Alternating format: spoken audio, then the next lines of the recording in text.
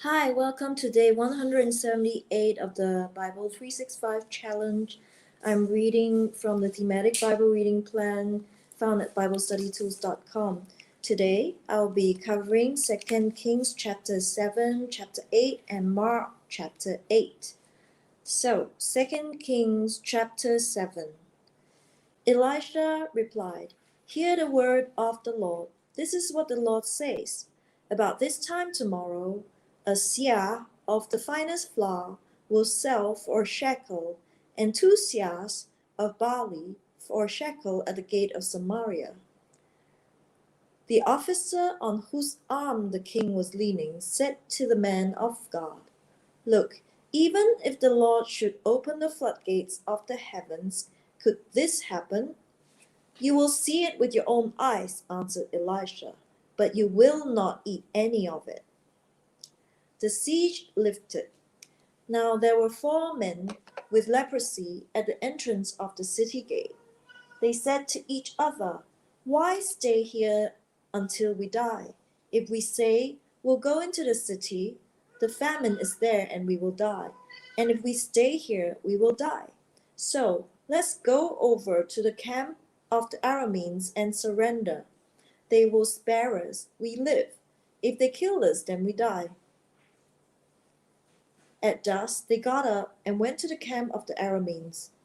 When they reached the edge of the camp, no one was there, for the Lord had caused the Arameans to hear the sound of chariots and horses, and a great army, so that they said to one another, "Look, the king of Israel has hired the Hittite and Egyptian kings to attack us." So they got up and fled in the dusk, and abandoned their tents and their horses and donkeys. They left the camp as it was and ran for their lives. The men who had leprosy reached the edge of the camp, entered one of the tents, and ate and drank. Then they took silver, gold, and clothes, and went off and hid them.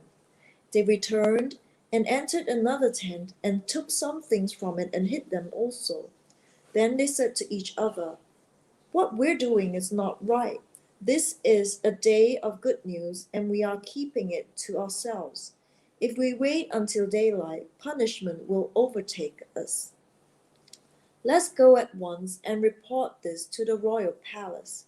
So they went and called out to the city gatekeepers and told them, "We went into the Aramean camp and no one was there, not a sound of anyone, only tethered horses and donkeys, and the tents left just as they were." The gatekeepers shouted the news, and it was reported within the palace. The king got up in the night and said to his officers, "I will tell you what the Arameans have done to us. They know we are starving, so they have left the camp to hide in the countryside, thinking they will surely come out, and then we will take them alive and get into the city." One of the officers answered, "Have some men take 5 of the horses that are left in the city.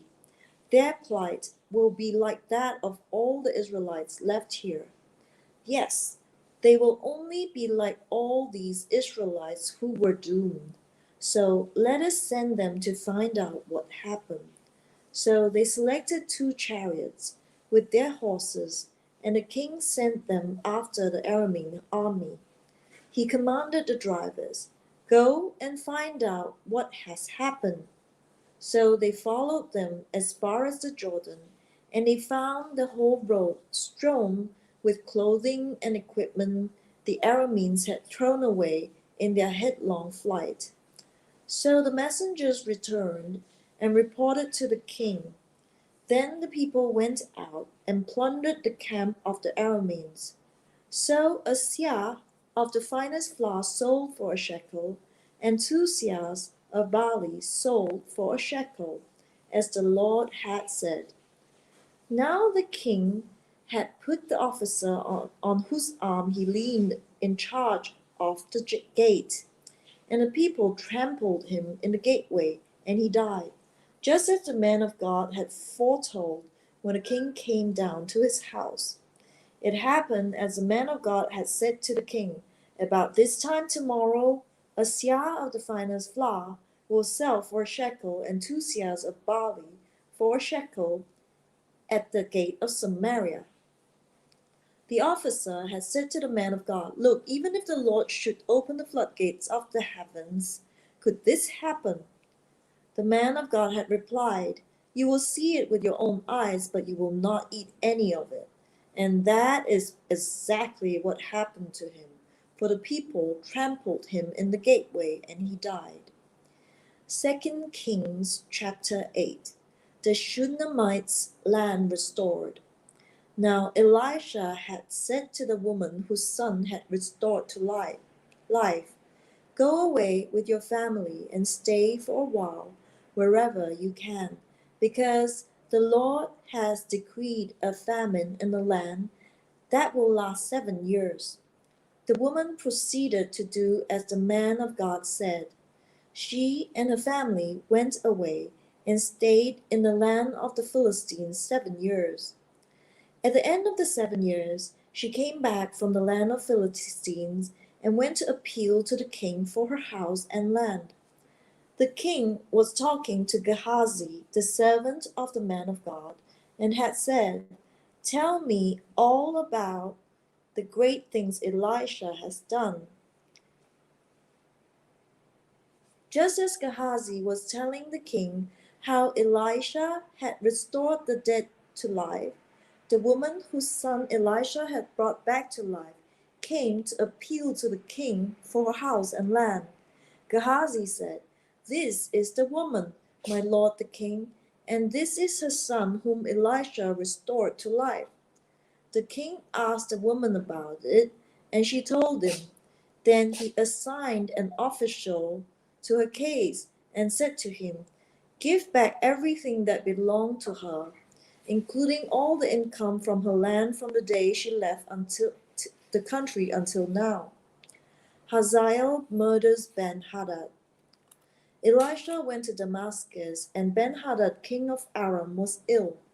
When the king was told, The man of God has come all the way from up here, he said to Hazael, Take a gift with you and go meet the man of God. Consult the Lord through him. Ask him, Will I recover from this illness? Hazael went to meet Elisha, taking with him a gift of 40 camel loads of the finest wares of Damascus. He went in and stood before him and said, Your son Ben-Hadad, king of Aram, has sent me to ask, Will I recover from this illness? Elisha answered, Go say to him, You will certainly recover. Nevertheless, the Lord has revealed to me that he will in fact die. He stared at him with a fixed gaze until Hazael was embarrassed. Then the man of God began to weep.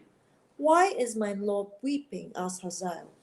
Because I know the harm you will do to the Israelites, he answered.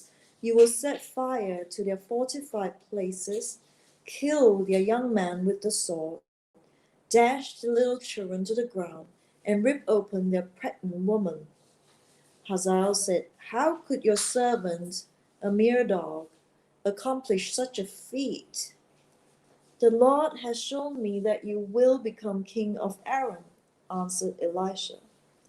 Then Hazael left Elisha and returned to his master. When Ben-Hadad asked, What did Elisha say to you? Hazael replied, He told me that you would certainly recover. But the next day he took a thick cloth, soaked it in water, and spread it over the king's face so that he died. Then Hazael succeeded him as king. Jehoram, king of Judah. In the 5th year of Joram, son of Ahab, king of Israel, when Jehoshaphat was king of Judah, Jehoram, son of Jehoshaphat, began his reign as king of Judah. He was 32 years old when he became king, and he reigned in Jerusalem 8 years. He followed the ways of the kings of Israel, as the house of Ahab had done, for he married a daughter of Ahab. He did evil in the eyes of the Lord. Nevertheless, for the sake of his servant David, the Lord was not willing to destroy Judah. He had promised to maintain a land for David and his descendants forever. In the time of Jehoram, Edom rebelled against Judah and set up its own king. So Jehoram went to Zaire with all his chariots. The Edomites surrounded him and his chariot commanders, but he rose up and broke through by night. His army, however, fled back home. To this day, Edom had been in rebellion against Judah. Libnah revolted at the same time. As for the other events of Jehoram's reign, and all he did, are they not written in the book of the annals of the king of Judah? Jehoram rested with his ancestors and was buried with them in the city of David, and Ahaziah his son succeeded him as king. Ahaziah king of Judah. In the 12th year of Joram, son of Ahab king of Israel, Ahaziah son of Jehoram king of Judah began to reign. Ahaziah was 22 years old when he became king, and he reigned in Jerusalem 1 year. His mother's name was Athaliah, a granddaughter of Omri king of Israel. He followed the ways of the house of Ahab and did evil in the eyes of the Lord, as the house of Ahab had done, for he was related by marriage to Ahab's family. Ahaziah went to Joram son of Ahab to war against Hazael king of Aram at Ramoth Gilead. The Arameans wounded Joram, so King Joram returned to Jezreel to recover from the wounds the Arameans had inflicted on him at Ramoth in his battle with Hazael king of Aram. Then Ahaziah, son of Jehoram king of Judah, went down to Jezreel to see Joram, son of Ahab, because he had been wounded. Mark chapter 8. Jesus feeds the 4,000. During those days, another large crowd gathered. Since they had nothing to eat, Jesus called his disciples to him and said, I have compassion for these people. They have already been with me 3 days and have nothing to eat. Will I send them home hungry? They will collapse on the way because some of them have come a long distance. His disciples answered, But where in this remote place can anyone get enough bread to feed them? How many loaves do you have? Jesus asked. 7, they said. He told the crowd to sit down on the ground. When he had taken the 7 loaves and given thanks, he broke them and gave them to his disciples to distribute to the people, and they did so. They had a few small fish as well. He gave thanks for them also and told the disciples to distribute them. The people ate and were satisfied. Afterward, the disciples picked up 7 basketfuls of broken pieces that were left over. About 4,000 were present. After he had sent them away, he got into the boat with his disciples and went to the region of Dalmanutha. The Pharisees came and began to question Jesus.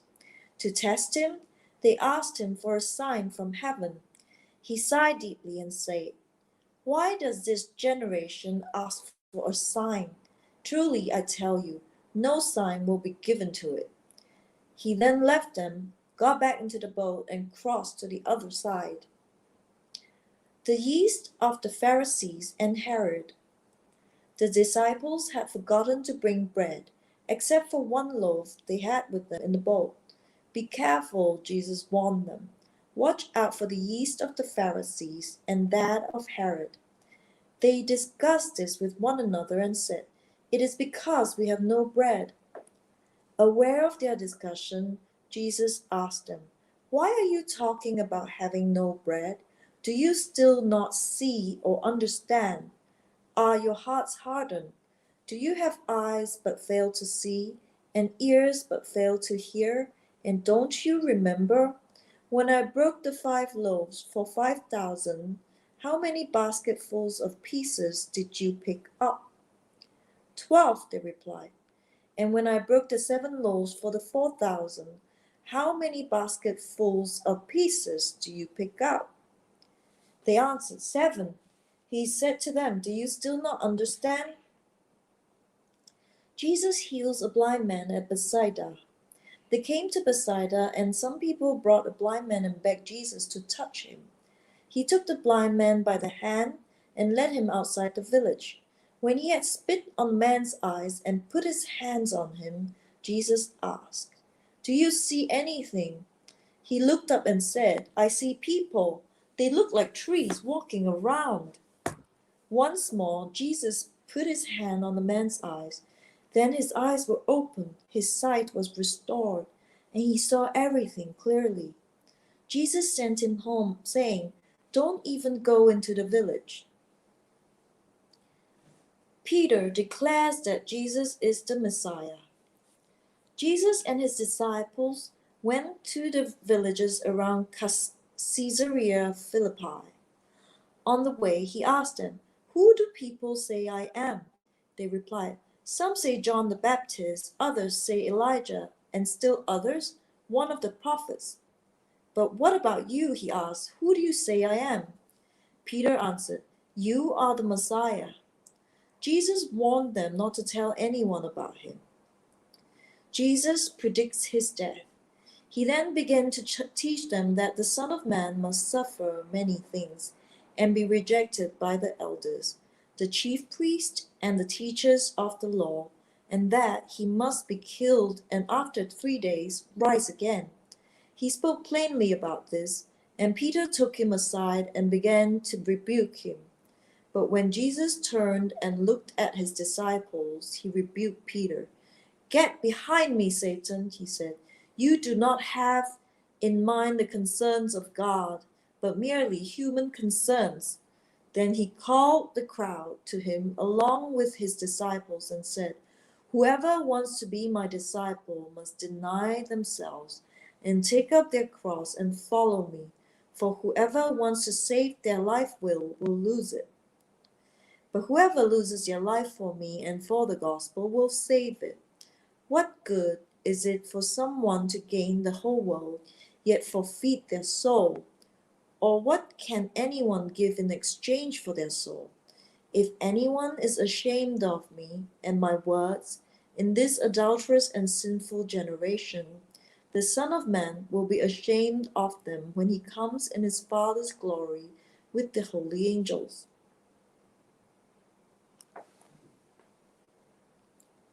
So that was day 178 of the thematic Bible reading plan.